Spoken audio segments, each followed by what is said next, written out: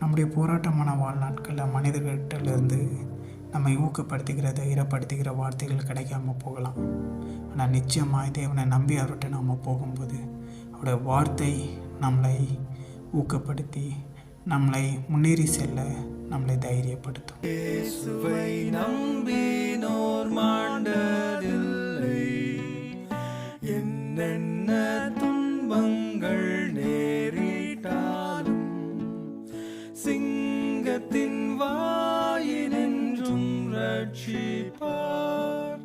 பங்கம் வராதென்னை ஆதரிப்பார். நெஞ்சமே நீ அஞ்சிடாதே,